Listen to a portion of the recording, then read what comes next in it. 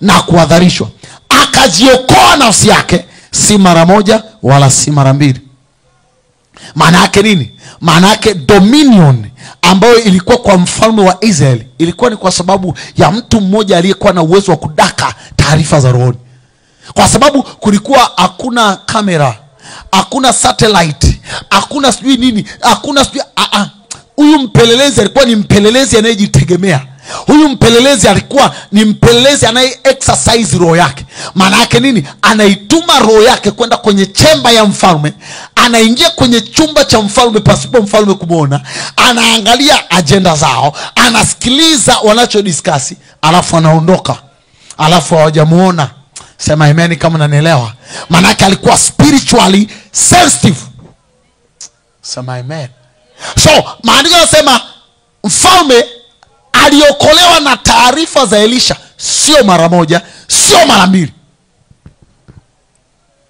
Nisikilize, hata taifa la Tanzania linaweza likapona endapo likajifunza kusikia manabii wa Bwana wanasema nini. Kwa sababu Mungu waga anazungumza, hajaacha. Na ndio maana kuna watumishi wa Mungu. Watumishi wa Mungu kazi yao ni kuona ambayo Mungu anataka kuyafanya mbele. And it is their duty to speak according na kile Mungu anazungumza. Ndio kazi ya watumishi wa Mungu. Kazi ya watumishi wa Mungu sio kuremba. Kazi ya watumishi wa Mungu sio kusifia kila mtu. Kazi ya watumishi wa Mungu ni kusema yaliyoko kwenye moyo wa Mungu, kuzungumza yaliyoko kwenye moyo wa Mungu. Hata kama mtu hapendi, hata kama Ahabu hapendi, Mikaya aliwekwa kwa ajili ya kuzungumza mambo yasiyoyapenda Ahabu. So sometimes sio kila kitu ambacho watumishi wa Mungu watazungumza watu watakipenda, au viongozi watakipenda, au watawala watakipenda. No, haijawahi kuwa hivyo hata kwenye Biblia. Haijawahi kuwa hivyo. Haijawahi. So lazima tujifunze namna ya kudaka taarifa za Mungu na kuongea. Tukitoka kwenye ukanda wa unafiki, tukitoka kwenye ukanda wa uchawa, tukitoka kwenye ukanda wa uongo na udanganyifu, tukaingia kwenye ukanda wa Mungu, tutaanza kuongea yaliyo ya Mungu. Sema amen kama unanielewa. Na that's why kanisa la Tanzania haliwi powerful, haliwi na nguvu. Kwa nini haliwi na nguvu? Haliwi na nguvu kwa sababu ni waoga. Wanasema tunabaki kwenye magoti. Isaya, imagine kama angesema nabaki kwenye magoti, Ezekia angekufa. Baada ya wakati ule Ezekia ameshapona. Ezekia akawaonesha watu wa Babeli, akafunua siri, akawaonesha. Isaya akaja tena akasema, sikiliza dogo, umewaonesha vyumba vya siri, umewaonesha mali na utajiri wa Israeli. Hawa jamaa baada ya miaka watakuja, watapokonya hizi mali, watateka hii nchi, watawachukua kuwa watumwa. Imagine angeenda akasema, unajua mfalme amebarikiwa. No, alienda kumwambia taarifa. Taarifa ya kwanza ni wewe utakufa. Alipoomba Mungu akamongezea miaka, Mungu akamtuma tena Isaya akamwambia nimeongezea miaka 15. Baada ya kumongezea miaka 15, dogo akazingua. Alipozingua kwenye kiti, Isaya akaenda tena akasema, sikiliza jamaa, wewe umeleta hatari kwenye taifa. Imagine kama angeenda pale ingekuwa na mpampa, anamsifia, unajua utawala wako ni mzuri, unapendeza. Alikuwa anatoa taarifa kitu gani kitatokea baadaye, hata kama hatapendwa. Piga kelele, sema haleluya. Sema haleluya. Kazi ya watumishi wa Mungu ni kuzungumza yaliyo kwenye moyo wa Mungu. Kwa sababu Mungu ametuweka kwenye taifa sio tu kuomba. He has made us the voice. Ametufanya kuwa sauti yake. Haitoshi kusema tumebaki kwenye magoti. Kwa sababu kama hakuna mtu wa kuzungumza, kama hakuna mjumbe aliyebeba ujumbe, maana yake hata kama tukiomba vitu havitatokea. Sometimes unajua walokole wanapenda rokotoko borobosho robo. Listen, taifa haliwezi kusikia robo shoko robo robo rimama. Hata tukianza kunena hapa, tukianza kuomba baadaye hapa, sio kwamba taifa litatuelewa, ila taifa linaelewa hiki ninachoongea. Kwa tafsiri rahisi, maana yake lazima kuwe na watu ambao they are bold like lion, ni majasiri kama simba. Maandiko yanasema waovu kimbia wasipofuatwa na mtu, lakini wenye haki ni majasiri kama simba. Piga kelele haleluya. Piga kelele haleluya. Maana yake ni marufuku kwa mtu anaitwa mchungaji, anaitwa mwinjilisti, anaitwa mtumishi wa Mungu kuwa muoga. Mungu nitumie nifanye kwa sauti kwenye taifa la Mungu. Sawa, huu ndo ujumbe, kawaambie Mungu mimi basi ngoja nibaki kuendelea kuwaombea tu. Akija mtu amefanya uharibifu, Mungu akubariki. No. Na ndio maana Mungu hawainui watumishi wa Mungu wengi kuwafanya kuwa washauri kwenye serikali. Kwa sababu gani? Watumishi wengi wa Mungu wanakaaga, wanaongeaga tu kusifia. Wakipewa chai, wakanywa, wakamaliza, hakika umebarikiwa, hakika. Mungu anasema no, kuna ujumbe nimekupa wewe, kuna jambo nilikusemesha, hebu tweet, mwambie huyo, mwambie. Nisikilize, na ndio maana tunaomba. Kwa nini tunaomba? Tunaomba kwa sababu sometimes mambo ambayo Mungu anatuambia ni magumu. Hata yeye mwenyewe anapotutuma anajua kabisa haya ni magumu.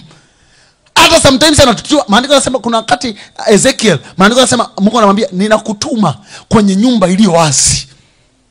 Na Mungu anamwambia Ezekiel, anasema ninakupa uso mgumu kama almasi. Wewe nenda ukasimame kigumegume. Uende na uso kigumegume. Usiende na uso ule wa kupendeza, uso wa urembo, uso wa amina, umebarikiwa, Bwana akubariki. Na siku hizi mpaka wachungaji hata wakiwaambia waombe kwenye mambo ya kiserikali, hawaombi kwa jina la Yesu. Wanasema Mungu akubariki, Mungu akuinue, Mungu akubariki, na Mungu akubariki. Amen. Hata katika jina la Yesu wanaogopa kusema. Yaani tumefika huko. Je, ukipewa kweli utaongea? Kuomba tu kwa jina la Yesu uwezi. Je, kusema ukweli utaweza? Utaweza? We mlokole utaweza? Ukishapigwa chai na kibahasha kizito maro kashate ya abrahades. That's why Mungu hatumii tena watumishi wake. Samson ametengenezwa awe ni mtu ambaye atalisaidia taifa. Samson lenyewe likaenda kuambatana na maadui zake mpaka wakalitoboa na macho. Watumishi wengi wametobolewa macho, hawaoni. Wanakola tu, wanavaa suti kubwa, wanavaa majoho, wanavaa nguo safi smart, lakini hawana macho rohoni. Wengi hawana macho. Wengi hawaoni tena. Wengi hawasemi tena kwa neno la Bwana. Wengi hawasemi tena kwa kusikia sauti ya Bwana. Ila wana majoho, ila wanajua theolojia, ila wanajua Biblia, ila wanajua kufungua Mathayo, ila wanajua kuhutubia, ila hawawezi kusema yaliyo kwenye moyo wa Mungu. Kwa sababu hata mtu akiwa anavuta sigara, akiwa anajua Biblia, si anaongea tu.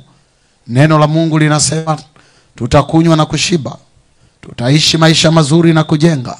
Nendeni mkajenge, nendeni mkabarikiwe. No, mtu yote anaweza kuongea, lakini nani atakayesema yaliyotoka kwenye moyo wa Mungu? Isipokuwa yule mwenye spiritual sensitivity. Angalia, maandiko yanasema Elisha mstari wa 10, mfalme wa Israeli akapeleka watu mpaka mahali pale alipoambiwa na yule mtu wa Mungu, na kuadharishwa akajiokoa nafsi yake, si mara moja wala si mara mbili. Basi mfalme wa Shamu moyo wake ukamfadhaika sana kwa ajili ya jambo hili. Akawaita watumishi wake, akamwambia, je, hamtanionyesha ni mtu yupi miongoni mwenu aliye upande wa mfalme wa Israeli? Mmoja wapo watumishi wake akasema, la bwana wangu mfalme, lakini Elisha yule nabii aliye katika Israeli umwambia mfalme wa Israeli maneno uyanenayo katika chumba chako cha kulala. Kuna mtu akaanza kumwambia, sikia, kuna jamaa mmoja yupo kwenye lile taifa. Yaani wewe ukilala na mke wako, mmejifunika blanketi, mmekumbatiana, mnanongonezana mambo, kesho tunaenda kuharibu, kesho tunaenda kuteka, kesho tunaenda kuua. Yule jamaa huaga anadakaga maneno unayosemaga ukiwa kitandani, hata mkijifungia kabineti yako na baraza lako. Huyo jamaa ana uwezo wa kudaka maneno. My God. Kwa tafsiri rahisi manake hata wao walijua yule jamaa kuna kitu alichonacho ambacho sio cha kawaida. Kwa nini watumishi wa Mungu waheshimiki? Kwa sababu wameshaonekana ni wa kawaida. Ni wale wanaoomba hela kila siku, wanaomba mchango kila siku. Ni wale ambao wanaomba kila siku, naomba Bwana utusaidie, naomba utusaidie.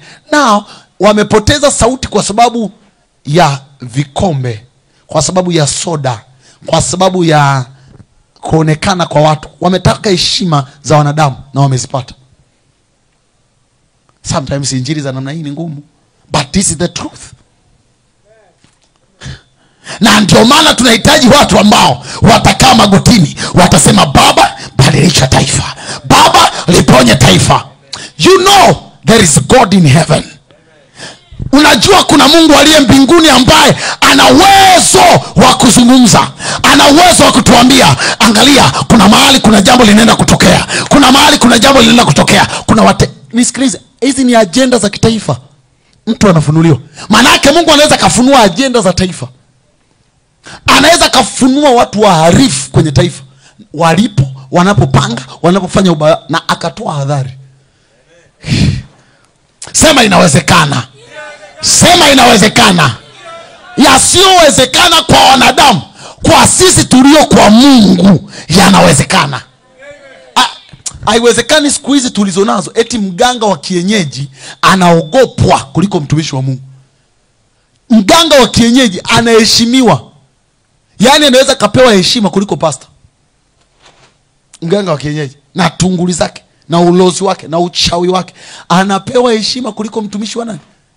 So mtumishi wa Mungu anaweza kawa anaongea anasema, hamna, ukishamaliza hapa tunaenda kwa mganga wetu. Kwa nini wanasiasa hawezi kwenda tena kwa pastor? Wakasema, pastor, niombe, nataka kufanikiwa kwenye siasa. Ila wanasiasa wako tayari waende kwa mganga wa kienyeji, wakachinje, wakaue, alafu wakienda kule ili wawe na nyota, wakang'ae. Kwa nini hawezi kwenda kwa watumishi wa Mungu? Wakienda kwa watumishi wa Mungu wanasema tunaenda pale kujisafisha ili tuonekane tuko watu safi. Itakiwa ukio kwa mkono kwa mtu mwenye ameenda kwa mganga, mapepo yalipuke kwanza. Si ndio? Mbona tunasumbuaga wakina dada na wakina mama ambao wana mapepo?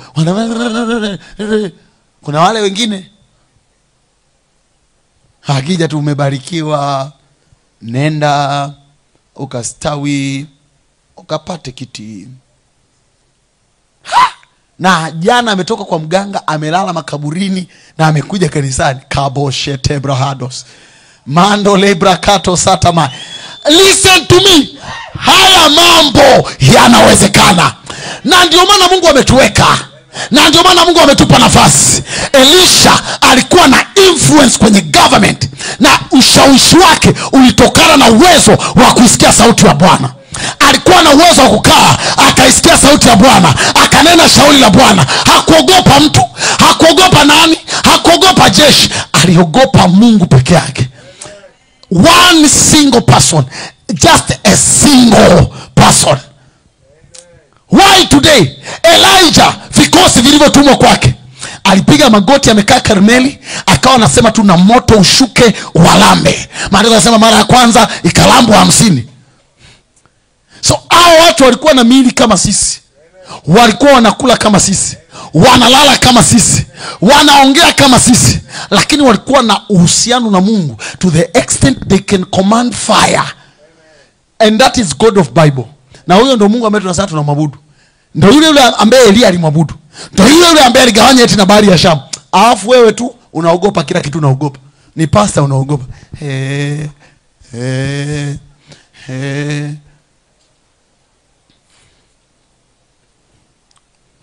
Aibu sana. Aibu sana. Sometimes unaogopa hata mahali kujitambulisha kwamba wewe ni pastor. Kwa sababu ukisema pastor, yani watu wana picha ya pastor, mapasta ni cowards. Watu waoga, wanatetemeka. Ufalme wa Mungu tangu siku za Yohana Mbatizaji mpaka sasa, maandiko yanasema unatekwa na wababe. So kama pastor ukiwa dhaifu rohoni, utapepetwa bwana. Utapepetwa. Prophet ukiwa dhaifu rohoni, utapepetwa. Utakuwa na agenda dhaifu. Utakuwa ukiongea hata maneno yako wewe mwenyewe unatetemeka. Tangu siku za Yohana Mbatizaji mpaka sasa, ifike level maros kaparia nato kabaya, akija adui kukamata, you can speak a word. So unasema itatokea kesho. Now as you speak. Marakataya mandelebasia. Siku zote nimewafundisha hapa. Yesu walipomtaka kumkamata mara ya kwanza, maandiko yanasema wakafanya nini? Wakaanguka chini. Sio kwamba walianguka kwa sababu walipigwa fimbo. That glory, that anointing. Musa anatokea mlimani. Taifa la Israeli, sio kwamba adui zake, taifa la Israeli wamekaa. Maandiko yanasema Musa alikuwa anang'aa. Walishindwa kumwangalia mpaka wakamwambia Musa, please jifunike uso, hatuwezi kukuangalia kwa sababu Musa anang'aa kuliko jua. Sometimes atajua unainua unamwangalia, manake Musa aling'aa kuliko jua. This is the God of Bible. Ndio huyu Mungu wetu tunayemhubiri. Tunamhubiri kama hadithi. Tunamhubiri kama ni hadithi za Alfa Ulela. Sijui kama mnafahamu hata wengine vitabu vya Alfa Ulela. Ndio kanisa ambalo tunalo, na hao tunapiga story. Hakuna tena ujasiri ya kwamba there is God who can protect me.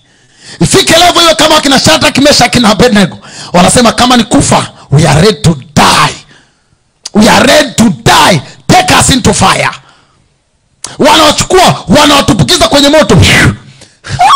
Ndio wale ambao tunaimba nyimbo zao ya kwamba walikaa kwenye tanuru la moto, wala moto haukuanguza, wala hakutoka na harufu ya moto. The same God is your God. Ndio huyo Mungu ambaye tunamhubiri. Imagine watu wamekuwa waoga. Danieli alikuwa amepangiwa mabaya na wanasiasa wa taifa la Babeli. Pangiwa mabaya. Maandiko yanasema wakamchukua Danieli kwa sababu ya fitna, wakamtumbukiza kwenye tundu la simba. Simba wana njaa.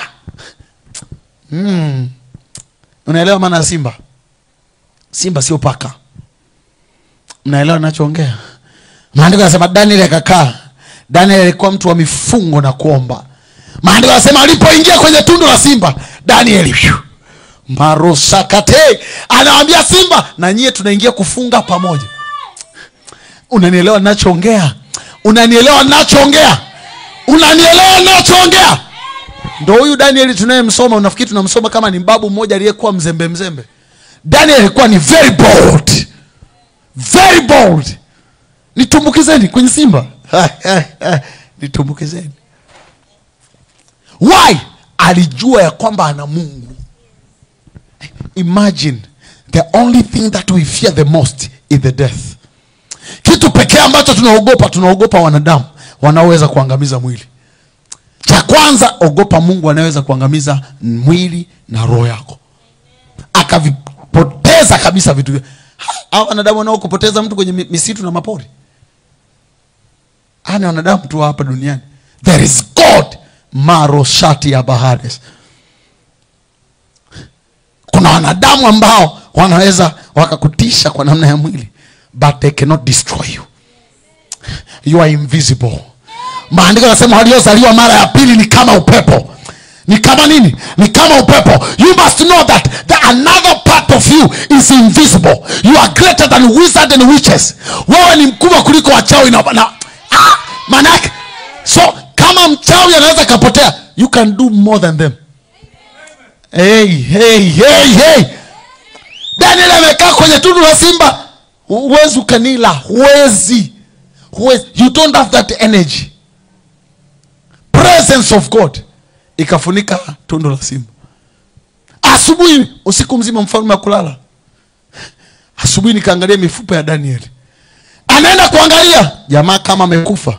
Anakuta mtu wa Mungu ametulia. Daniel! Mfalme, uishi milele. Je, uko salama? Ndio, niko salama. Mungu wangu ameagiza malaika wake waje wafunge. Now imagine, ukisoma hizi story ni kama parables. Na tunavyozihadithiaga na kuzimba. Danieli akatupwa kwenye tundu la simba. Simba hawakuweza kumla. Tunaimba pambio. Tunaona kama ni hadithi yasiyowezekana kwa wanadamu. Kwa Mungu yanawezekana. Sema kwa Mungu yanawezekana. Sema kwa Mungu yanawezekana. Sema kwa Mungu yanawezekana. Kwa habari ya taifa la Tanzania, yasiyowezekana kwa wanadamu, kwa Mungu yanawezekana. Piga kelele haleluya. Piga kelele haleluya. Mojawapo watumishi wake akasema, la bwana wangu mfalme. Lakini yule nabii aliye katika Israeli umwambia mfalme maneno uyanenayo katika chumba chako cha kulala. Akasema, enendeni mkamwangalie aliko, nipate kupeleka watu kwenda kumchukua. Akaambiwa kwamba tazama yuko Dothan. Kwa hiyo akapeleka huko farasi na magari na jeshi kubwa. Wakafika usiku, wakauzingira mji ule pande zote. Hata asubuhi na mapema mtumishi wake yule mtu wa Mungu alipoondoka na kwenda nje, kumbe pana jeshi la watu na wa farasi na magari wameuzingira mji ule. Mtumishi wake akamwambia, ole wetu bwana wangu, tufanyeje? Akamjibu, usiogope, maana walio pamoja nasi ni wengi kuliko walio pamoja nao. 17 Elisha akasema, akaomba akasema, Bwana na kusimfumbue macho yake apate kuona. Bwana akamfumbua macho yake yule mtumishi, naye akaona. Kwa tafsiri rahisi, manake alikuwa hayuko spiritually sensitive. Tatizo la Gehazi, alikuwa spiritually sensitive. Hawezi akaperceive things of the spirit. Hawezi akaona kupitia macho yake ya ndani. Now anasema akaomba amfumbue apate kuona. Mstari ule anasema, Bwana akamfumbua macho yule mtumishi, naye akaona. Na tazama, kile kilima kilikuwa kimejaa farasi na magari ya moto yaliyomzunguka Elisha pande zote. Magari yalimzunguka nani? Aliyekuwa na uwezo wa kuperceive. Yalimzunguka nani? Aliyekuwa na uwezo wa kuona. Elisha alikuwa na uwezo wa kuona. The more unavyokuwa na uwezo wa unavyokuwa spiritually sensitive, the more unakuwa salama. Kwa sababu kwa nini Elisha alikuwa na ujasiri? Anaona vikosi vimezunguka. Anaendelea, rima kota la baresh, reto kobarima neli akadas, reto zika brande kete libarata. Niwaambia watu wa Mungu, don't stop praying. Don't stop praying. Kadothan. Hata kama adui wamekuzunguka, hata kama hali mbaya imekuzunguka, hata kama mambo hayaendi sawa, kaa wapi? Dothan. Elisha amekaa Dothan. Alikuwa anajua nimezungukwa na vikosi kutoka mbinguni. Nisikilize kitu kimoja. Ukiwa spiritually sensitive, utagundua wazi ya kwamba maisha yako yako salama zaidi. Gehazi alijaa hofu. Kwa nini? Alikuwa anajua kwamba wako wawili. Akuona vikosi, akuona askari, akuona jeshi. Mstari wa 19 Elisha akawaambia, mstari wa 18, nao walipotelemkia Elisha akamwomba Bwana akasema, wapige na kusii hawa upofu. Akawapiga kwa upofu sawa sawa na neno la nani? Upofu, upofu, upofu. Sema amen. Sema amen. Sema amen. Elisha akawaambia, njia hii sio na mji huu sio, nifuateni mimi. Mtu aliye sensitive ataongoza adui zake. Narudia tena, mtu aliye sensitive ataongoza adui zake. Mwaka huu utaongoza adui zako. Nasema utaongoza adui zako. Nasema utaongoza adui zako. Nasema utaongoza adui zake. Nami nitawapeleka kwa mtu yule mnayemtafuta. Akawapeleka Samaria. Now, because of spiritual sensitivity, Elisha analiokoa taifa, anajiokoa yeye, anamuokoa Gehazi, analiokoa taifa. Sema spiritual sensitivity. Sema spiritual sensitivity. Sema unahitajika kuwa macho katika utu wako wa ndani ili uwe salama. Unahitajika kuwa macho katika utu wako wa ndani. Piga kelele, sema amen. Nasema hivi, Tanzania iko salama kwa sababu we see. Nasema tena, Tanzania iko salama kwa sababu tunaona. Nasema tena, Tanzania iko salama kwa sababu tunaona. Tanzania iko salama kwa sababu tunaona. Tanzania iko salama kwa sababu tunaona. Tanzania iko salama kwa sababu tunaona. In the name of Jesus. In the name of Jesus. katika jina la Yesu aliye hai. Isaya 62 mstari wa 6. I have set watchmen upon thy walls, O Jerusalem. Nimeweka walinzi wako, nimeweka walinzi juu ya kuta zako, Yerusalem. Hawatanyamaza mchana wala usiku. Ninyi wenye kumkumbusha Bwana msiwe na kimya, wala msimwache akae kimya, mpaka atakapoifanya Tanzania kuwa salama, mpaka atakapoifanya Tanzania kuwa sifa duniani. Nimeweka walinzi. Walinzi ni watu ambao wako sensitive. Tanzania itakuwa salama kwa jina la Yesu. Nasema Tanzania itakuwa salama kwa jina la Yesu. Biashara zako zitakuwa salama kwa jina la Yesu. Ndoa yako itakuwa salama kwa jina la Yesu. Biashara zako zitakuwa salama kwa jina la Yesu. Watoto wako watakuwa salama katika jina la Yesu. Kwa sababu Bwana amekupa macho, utakuwa salama katika jina la Yesu aliye hai. Simama mahali ulipo katika jina la Yesu. Hallelujah. Hallelujah. Sema spiritual sensitivity. Na tukaombe kitu kimoja. Tunajua kitu gani Mungu anafanya kwa ajili ya taifa la Tanzania. Amen. Now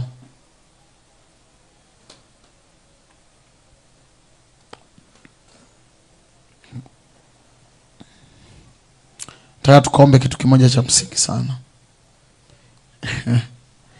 Kwa sababu sisi ndio wale watu ambao Mungu ametuweka. Tukaangalia Yoeli sura ya 3. Nataka tukaombe Roho Mtakatifu atatuongoza. Yoeli sura ya 3.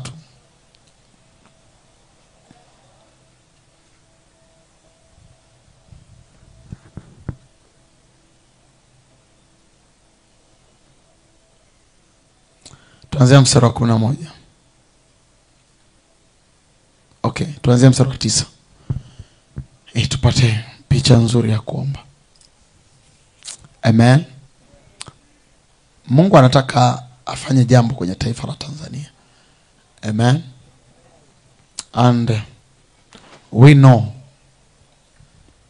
kwamba Mungu ana mawazo mema kwa ajili ya taifa, kwa ajili ya serikali, kwa ajili ya Watanzania na kwa ajili ya kesho ya Tanzania.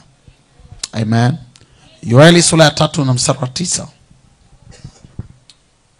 Tangazeni haya katika mataifa, takaseni vita, waamsheni mashujaa, watu wa vita na wakaribie na wapande juu. Yafueni majembe yenu yawe panga na miundu yenu iwe mikuki. Aliye dhaifu na aseme mimi ni hodari. Kwenye msimu wa dominion wanaoweza kumiliki ni watu hodari. Sema watu hodari. Sema hodari. Alright. Mstari wa 11. Fanyeni haraka mje yenye mataifa yote, wapande zote. Pamoja na huko watelemshe mashujaa wako wote. Bwana. Mataifa na wajihimize, wakapande juu katika bonde la Yehoshafau. Maana huko ndiko nitakakoketi ni wahukumu mataifa yote yaliyo pande zote. Mstari wa 13. Haya utieni mundu, maana mavuno yameiva, njoni. Kanyageni, kwa maana shinikizo limejaa mapipa, nayo yanafurika, kwani uovu wao ni mwingi sana. Haya utieni mundu, maana yake wakati wa mavuno umefika. Sema amen. Sema wakati wa mavuno umefika. Sema wakati wa mambo makubwa Tanzania umefika. Sema wakati wa habari njema umefika. Sema wakati wa neema umefika. Piga kelele, sema amen. Maandiko yanasema haya utieni mundu, maana mavuno yameiva, njoni. Kanyageni, kwa maana shinikizo limejaa, mapipa nayo yanafurika, kwani uovu wao ni mwingi sana. Right now in the spirit, kuna kitu kimoja nikaandika kwenye social media, nikasema saa hii kuna mapambano katika viti vya enzi katika ulimwengu wa roho. Wakati tunaanza kujifunza kuhusiana na dominion, nikakwambia mambo yote waga yanaanziaga rohoni. Yanaanzia wapi? Na kazi ya kanisa ni kuweza kushughulika na mambo ya rohoni. Kwa sababu kazi ya kanisa ni kufanya spiritual endorsement. Amen. Now we speak in the spirit as prophets. Tunatamka kama manabii wa Bwana. Tunalituma neno kama manabii wa Bwana. Tunaagiza kama manabii wa Bwana. Alafu vitu vinatokea. Piga kelele sema amen. Piga kelele sema amen. Katika mapambano ya viti vya enzi vinavyoendelea katika ulimwengu wa roho, ni mapambano dhidi ya uovu na haki, watakatifu na wenye dhambi. Ni mapambano yanayoendelea katika ulimwengu wa roho, mapambano ambayo lazima Mungu ashinde. Sema amen. Katika kila pambano ni hakika Mungu anashinda. Maandiko yanasema mapipa nayo yanafurika kwani uovu wao ni mwingi sana. Maana yake ni mapambano dhidi ya uovu na haki. Mstari wa 14, makutano makubwa wamo katika bonde la kukata maneno. Wamo kwenye bonde. Kwenye kila taifa kuna msimu huu, msimu ambao taifa linakaa kwenye bonde la kukata nini? Lazima aibuke mshindi. Lazima afanye nini? Nao taifa lipo kwenye bonde la kukata maneno. Wanasiasa wapo kwenye bonde la kukata nini? I don't know if you understand. Kuna mtu ananielewa ninachoongea? Tani kuonesha kitu kimoja ambacho kitakusaidia. Sema amen. Twende kwenye kitabu hicho. Tani kusomea kwa Kiingereza. Mungu ni mwema sana. Mungu ni mwema sana. Mungu ni mwema sana. Yoeli sura ya 3. Tani kuonesha. Wakati taifa lipo kwenye kipindi au kwenye nyakati za kwenye bonde la kukata maneno, ndo mahali ambapo hatima zinaamuliwa. Yes. Ndo mahali ambapo kuna watu wanaibuka wenye sauti na kuna watu ambao wanakuwa silenced. Kwenye hilo bonde la kukata maneno kuna watu wananyamazishwa na kuna watu wanaibuka kama watu wenye nguvu. Sema amen, amen. Sema amen, amen. Now kwenye BBE anasema masses on masses in the valley of decision. In the valley of decision. Now these people are in the valley of decision. People are in the valley of what? Valley of what? Politically we are in the valley of decision. And na ndani ya hizi siku 3 zinazoanza kesho kutwa mpaka siku ya Ijumaa, we are going to make decision. Amen. Do you understand what I'm saying? Amen. Yes. Roho Mtakatifu akaniambia niitishe baraza la kiroho la maamuzi ya taifa. Sema amen. Amen. Na don't miss. Mpaka siku ya Ijumaa tutakuwa tunahitimisha hilo baraza tarehe 30. Tunapoingia mwezi mwingine tunafanya maamuzi ya mambo gani tunataka tuyaone kwenye taifa ambayo yatakuwa ya baraka kwenye taifa la Tanzania. Sema amen. Masses on the masses in the valley of decision. For the day of the Lord is near in the valley of decision. Unaelewa mpaka pale? Unaelewa mpaka pale? Anasema kwenye version nyingine ya is the English version, many nations are in the valley of judgment. It is there that the day of the Lord will soon come. King James version anasema multitude in the valley of decision. For the day of the Lord is near in the valley of decision. So we are in the valley of what? Now, what are we going to choose? Wakati kuna watu wanakaa in the physical, we must sit in the spirit. Do you understand what I'm saying? Kama kuna judgment zinafanyika katika ulimwengu wa roho, we are in the valley of decision. Walokole wengi wanasema no, we are not involved. Let us queue in that valley and make a decision concerning the nation. Don't fear. Wake up the church of God. Amka, kwa sababu kama hatutaingia kwenye valley of decision, wale walioingia ndio watakaoamua. Wale ambao wamekaa in that valley are those who will choose, are those who will decide. So wakati kuna multitudes, there must be judges, and we are the judges in the spirit. So we are going in that valley not to compete but to judge. Not to compete, but to decide.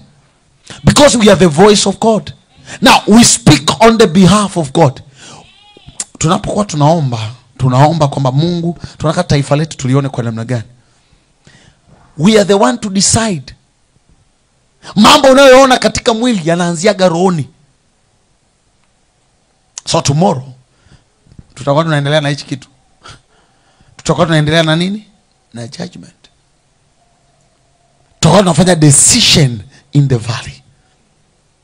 Unapoziona political parties zinakaa chini zinajadiliana, unaona chama hiki kinakaa kinajadiliana, unaona watu hawa wanakaa wanajadiliana, unaona kundi hili linakaa linajadiliana, lazima kuwe na baraza la kiroho ambalo linasimama katika ulimwengu wa roho pia kuamua. Kwa sababu kama mabaraza ya mwilini yanaamua kuhusu watu wa rohoni, manake watu wa rohoni wanaweza wakaendeshwa na maamuzi ya watu wa mwilini ambayo sio sahihi. Kwa lazima uingie kwenye baraza la kiroho, ukafanye maamuzi kwenye baraza la kiroho. Nini unataka kuona? Nini unataka? And we'll be declaring words. We'll be speaking to the atmosphere. Kwenye hilo valley of decision, we'll be making judgment. Tutakuwa tunazungumza vitu gani tunataka kuona. Oh Lord, arise for this nation. Wangapi wananielewa ninachoongea? Wangapi wananielewa ninachoongea? Tutaingia kwenye bonde la kukata maneno na sisi tutayakata maneno. Sema amen katika jina la Yesu. Maandiko yanasema wamo katika bonde la kukata maneno, kwa maana siku ya Bwana ikaribu. Katika bonde. Don't run from the valley. Go there. Hata kama ukipita ukikutana na hali ya mauti, don't run. It is the season of making decision. Nilizungumza kitu kimoja siku moja nikasema, unapoona kuna political shift or political change, hata rohoni kuna spiritual changes. Maana yake in that season kuna watu wanakuwa crowned in the spirit also. Wewe unasema unajua tu ni pastor, ni no, there are people ambao pia wanakuwa crowned rohoni. So we are entering in that valley of decision kama judges. Na watu watakaoingia kwenye that valley ndio watu ambao watakuwa elders in the nation. Maana yake watakuwa na sauti kwenye taifa. So you find out after this year, I told you before, this year kwetu ni prophetic year. Tunapoingia kwenye transition ya kuinuka kwa kanisa. Now, tunapoingia kwenye this transition, we must be so prophetic. Kwa sababu kama tutamiss kitu gani Mungu anakifanya in the spiritual realm, we'll miss everything. Wakati wote Mungu anapotawaza wafalme, anatawaza manabii, anatawaza makuhani. Ukiona kuna wafalme wanatawazwa, I don't care from which part, but once you see kuna watu wanakuwa crowned in the political realm, kuna watu wanakuwa crowned in the spiritual realm. So you must be very prophetic. You must be what? Very prophetic. Ukisema sisi ni makuhani, hatuwezi kuingia kwenye bonde la kukata na maneno. You are the judge. Enter there as a judge. Ndio maana Daudi anasema nijapopita kati ya bonde la ufuri wa mauti, sitaogopa, kwa sababu najua Bwana yu pamoja nami. Gongo lake na fimbo lake vyanifariji. So I'll be there making decision in the midst of valley of decision. Wakati watu wanasema hiki haiwezekani, hiki haiwezekani, now we stand and speak. Let there be light in the nation. Let there be light in the nation. Listen to me. Kuna vitu ambavyo unaviona, kwa mfano, unaona kuna majimbo mapya yanagawanywa katika mwili. Wangapi wanasikia kuna majimbo yanagawanywa? Yes, majimbo yamegawanywa. Even in the spirit kuna majimbo yanagawanywa, kuna territories zinagawanywa. Kuna watu wanapewa kuwa territorial commanders. Kuna watu wanapewa nafasi ya kuwa national commanders. It depends on the level of decision that you are making. Ukisema unajua mimi nitakaa tu ya sasa, okay. Ukisema mimi ni Gideon na kama pangoni, utakama pangoni utateseka. You must arise as a judge. David, kama utaendelea kukaa kwenye mapango, ukiendelea kukaa huko, David utabaki kuwa mchunga mbuzi. Make decision. Nenda kwenye mstari wa mbele wa vita and fight the war. This is what the Bible tells us. Badilisheni silaha mlizonazo. Ndivyo anaanza kuzungumza kwenye Yoeli. Badilisheni. Announcement inatoka, it is the season of war. It is the season of dominion. There are changes in the spirit. There are shift of thrones. Kuna mbadilishano na mgeuko wa viti. Inawezekana sasa hivi ukawa huna kitu, lakini kuna jimbo utalipata rohoni. And you'll find out your voice ikiongea inasikika. Ikiongea inasikika. Because we are not addressing small issues and small matters. We are addressing what we see in the spirit. We are the prophetic voice of this time. So we speak according to what we see in the spirit. We speak. We are the voice of God in this nation. We are not just praying. Unajua kuna ile we are just praying. No. We are the forces, we are the army of God in the spirit. Sema amen kama unanielewa. Sema amen kama unaelewa.